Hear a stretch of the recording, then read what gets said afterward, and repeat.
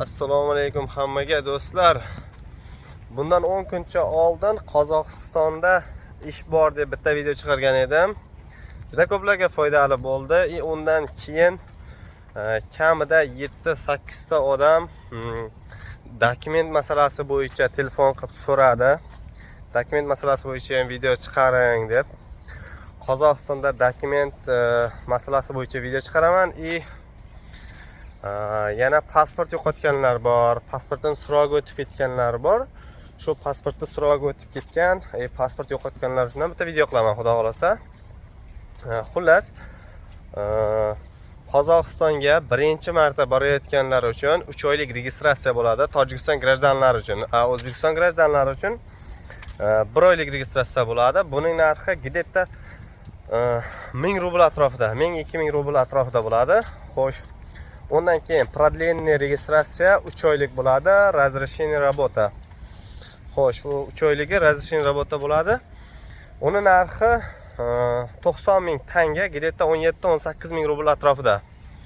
Xo'sh, shu продление registratsiya bilan 3 oy ishlasa bo'ladi. Bu рабочий registratsiya bo'ladi, уже гостевой emas. Birinchisi гостевой bo'ladi. Lekin гостевой registratsiya tugagandan keyin granitsa пересекат qilsa 90 kun chiqish. 90 kun Qozog'istonga kirib bo'lmaydi. Mana shu narsani bilib olish kerak. Keyin mana shu 3 oylik продление tugagandan keyin buni yana cho'zdirsa bo'ladi, uzaytirsa bo'ladi 1 yilgacha. 1 yildan keyin uzaytirsa ham bo'ladi. Xo'sh, vид на жительствоga keladigan bo'lsak, vид на жительство olsa ham bo'ladi. Qozog'istondan olish oson. Buni narxi где-то 700 ming, 800 ming tanga atrofida. Hozirgi paytdagi narxi bundan 3-4 yil oldin juda arzon bo'lgan. Hozir 700-800 ming tanga. Xo'p, где-то 1,5 ming dollarlar atrofida. Meni hozir ikkita tanishim olgan, yana bitta tanishim yaqinda topshirdi. Где-то 3 oy ichida oladi. Общий 3-4 oyda oladi. Bu vид на жительство na Tojikiston, na O'zbekiston grajdansiyaga hech qanday aloqasi yo'q. 10 yillik vид на жительство beriladi. Grajdansiyaga вообще aloqasi yo'q. Lekin как Qozog'iston grajdaniday 10 yillik srok bo'ladi. 10 yillikdan keyin yana almashtirsa bo'ladi, yana 10 yillik uzaytirsa bo'ladi. Xo'sh, pasport yo'qotganlarga, eminni Tojikiston grajdanlariga, xo'sh, 3-4 kishi telefon qildi tojikistonliklar. Pasport yo'qotgan, ba'zilari pasportini oldirib qo'ygan. Xullas, shularga bitta maslahatim, posolstvoga borish kerak. Tojikiston posolstvasi, O'zbekiston posolstvasi ham Qozog'iston Almata shahridagi Al-Farabiy ko'chasida. Ikkovi ham bir-biriga yaqin, где-то masofasi 500 metr. Xo'p, pasport yo'qotdim desa, Tojikiston posolstvasi Tojikiston grajdanlariga yangi pasport qilib beradi. Buning narxi 1 oyligi 55 ming tanga. 55 ming tanga. Bir haftaliklari bor, o'yin qimmatroq. Bu 1 oylikda olsa bo'ladi.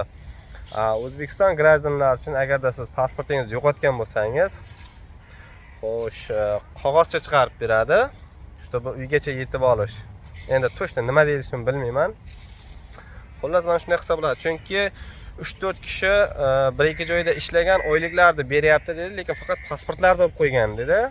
Endi shu pasportlarni oldirib qo'yib ishlab yuribdi, lekin pullarni olyapti. Shuning uchun qanday qilsak bo'ladi? Pasport olish kerak dedi. Xullas, pasport olish uchun posolstvoga borib, Tojikiston grajdanlariga posolstvo pasport beradi. O'zbekiston grajdanlariga lekin bermaydi. Xullas, mana shunday gaplar.